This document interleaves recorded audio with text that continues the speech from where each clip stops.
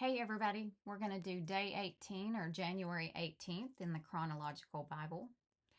Prior to his death, Jacob blesses his sons. Some are reprimanded because of their failures, but others, namely Joseph, are exalted because of their sufferings.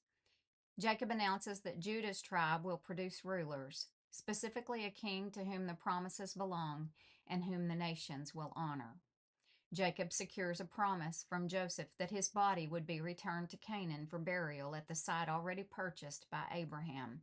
And after Jacob's death, Joseph reassures his brothers that God's providence overcomes bitterness and unforgiveness. As a sign of his faith in the promises of God, Joseph requests that his body be embalmed and placed in a coffin, and that his bones accompany the Israelites when God brings them back to Canaan. The stories of the patriarch's spiritual formation provide a template for the Israelites to understand God's ways and to evoke trust in him. Jacob's death draws near. This is about 1859 or 1693 BC. Jacob lived for 17 years after his arrival in Egypt, so he lived 147 years in all. As the time of his death drew near, Jacob called for his son Joseph and said to him, "Please do me this favor. Put your hand under my thigh and swear that you will treat me with unfailing love by honoring this last request. Do not bury me in Egypt. When I die, please take my body out of Egypt and bury me with my ancestors." So Joseph promised, "I will do as you ask."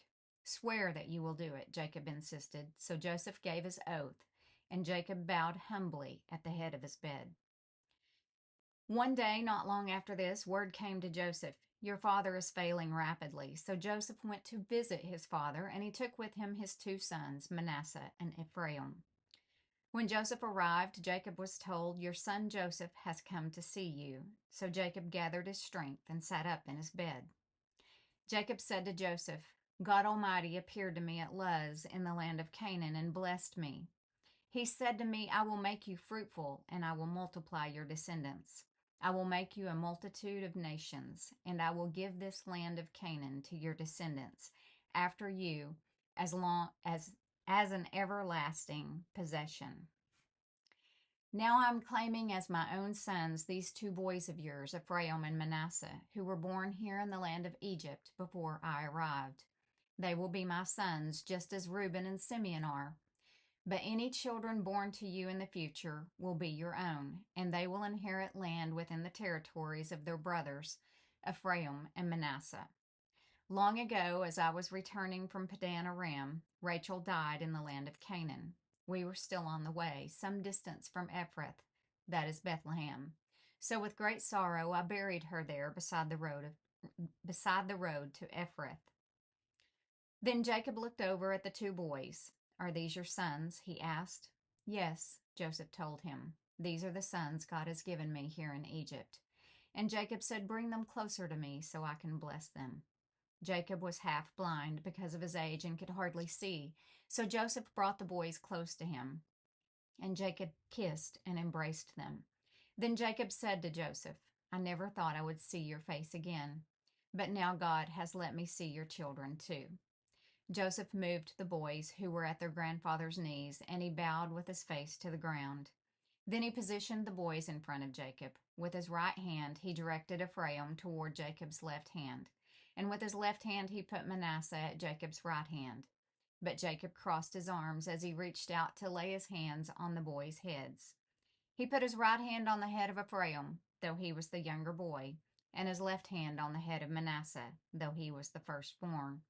Then he blessed Joseph and said, "May the God before whom my grandfather Abraham and my father Isaac walked, the God who has been my shepherd all my life to this very day, the angel who has redeemed me from all harm, may he bless these boys.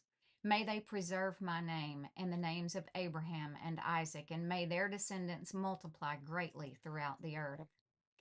But Joseph was upset when he saw that his father placed his right hand on Ephraim's head, so Joseph lifted it to move it from Ephraim's head to Manasseh's head. "No, my father, this one is the firstborn. Put your right hand on his head." But his father refused. "I know, my son, I know," he replied. Manasseh will also become a great people, but his younger brother will become even greater, and his descendants will become a multitude of nations. So Jacob blessed the boys that day with this blessing. The people of Israel will use your names when they give a blessing. They will say, May God make you as prosperous as Ephraim and Manasseh. In this way, Jacob put Ephraim ahead of Manasseh. Then Jacob said to Joseph, Look, I am about to die, but God will be with you and will take you back to Canaan, the land of your ancestors. And beyond what I have given your brothers, I am giving you an extra portion of the land that I took from the Amorites with my sword and bow. Then Jacob called together all his sons and said, Gather around me, and I will tell you what will happen to each of you in the days to come.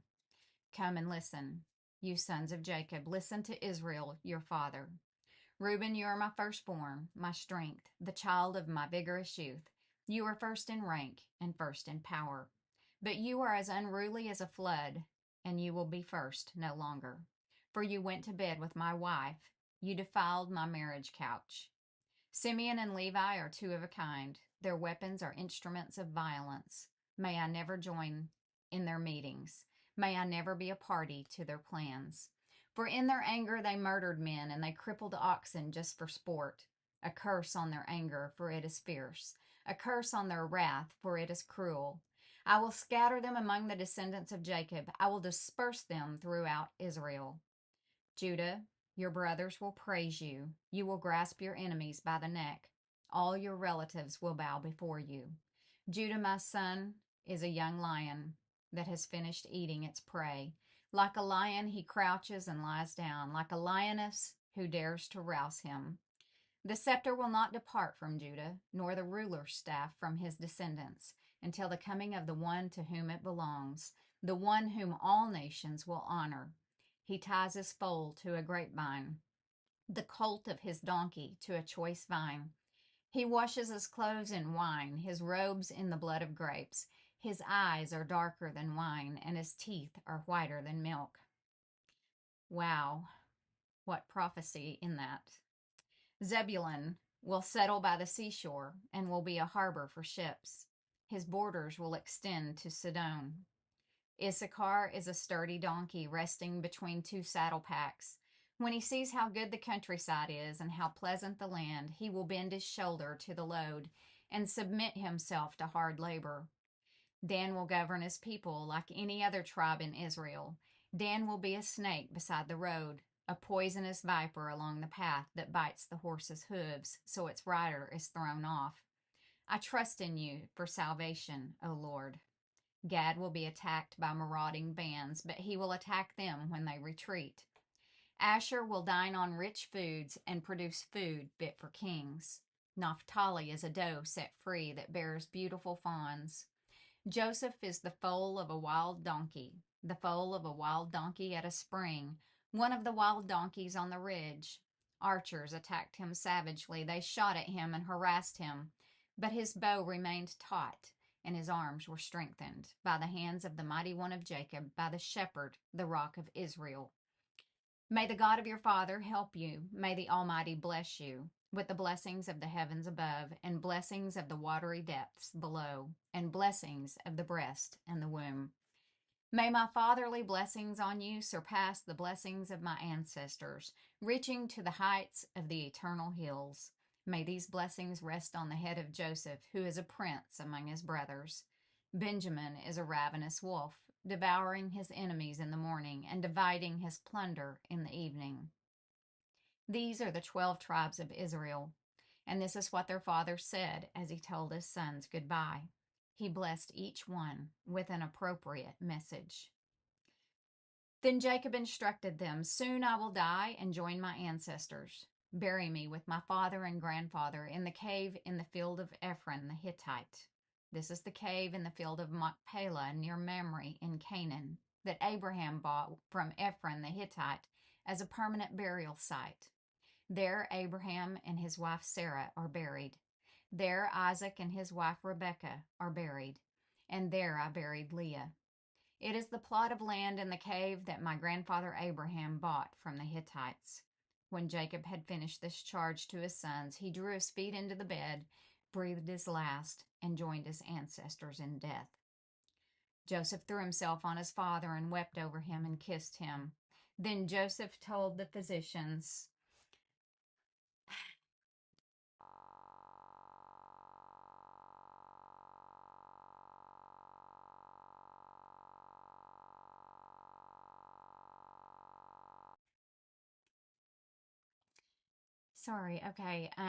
then Jacob instructed them, soon I will die and join my ancestors. We've already read that. I'm going to jump down to chapter 50, verse 1. Joseph threw himself on his father and wept over him and kissed him. Then Joseph told the physicians who served him to embalm his father's body. So Jacob was embalmed. The embalming process took the usual 40 days, and the Egyptians mourned his death for 70 days. When the period of mourning was over, Joseph approached Pharaoh's advisors and said, please do me this favor and speak to Pharaoh on my behalf. Tell him that my father made me swear an oath. He said to me, listen, I am about to die. Take my body back to the land of Canaan and bury me in the tomb I prepared for myself. So please allow me to go and bury my father. After his burial, I will return without delay. Pharaoh agreed to Joseph's request. Go and bury your father as he made you promise, he said. So Joseph went up to bury his father. He was accompanied by all of Pharaoh's officials, all the senior members of Pharaoh's household, and all the senior officers of Egypt. Joseph also took his entire household and his brothers and their households, but they left their little children and flocks and herds in the land of Goshen. A great number of chariots and charioteers accompanied Joseph. When they arrived at the threshing floor of Atad near the Jordan River, they held a very great and solemn memorial service, with a 7-day period of mourning for Joseph's father. The local residents, the Canaanites, watched them mourning at the threshing floor of Atad. Then they renamed that place, which is near the Jordan, Abel Mizraim, for they said, this is a place of deep mourning for these Egyptians. So Jacob's sons did as he had commanded them. They carried his body to the land of Canaan and buried him in the cave in the field of Machpelah near Mamre. This is the cave that Abraham had bought as a permanent burial site from Ephron the Hittite. Joseph reassures his brothers. After burying Jacob, Joseph returned to Egypt with his brothers and all who had accompanied him to his father's burial. But now that their father was dead, Joseph's brothers became fearful. Now Joseph will show his anger and pay us back for all the wrong we did to him, they said. So they sent this message to Joseph. Before your father died, he instructed us to say to you, please forgive your brothers for the great wrong they did to you, for their sin in treating you so cruelly. So we, the servants of the God of your father, beg you to forgive our sin. When Joseph received the message, he broke down and wept. Then his brothers came and threw themselves down before Joseph. Look, we are your slaves, they said. But Joseph replied, don't be afraid of me. Am I God that I can punish you? You intended to harm me, but God intended it all for good. He brought me to this position so I could save the lives of many people. No, don't be afraid. I will continue to take care of you and your children. So he reassured them by speaking kindly to them. So Joseph and his brothers and their families continued to live in Egypt. Joseph lived to the age of 110. He lived to see 3 generations of descendants of his son Ephraim, and he lived to see the birth of the children of Manasseh's son Machir, whom he claimed as his own. Soon I will die, Joseph told his brothers, but God will surely come to help you and lead you out of this land of Egypt.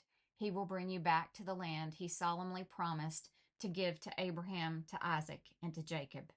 Then Joseph made the sons of Israel swear an oath, and he said, when God comes to help you and lead you back, you must take my bones with you. So Joseph died at the age of 110. The Egyptians embalmed him, and his body was placed in a coffin in Egypt. That concludes day 18, and I'll be back with day 19. Thanks for joining in.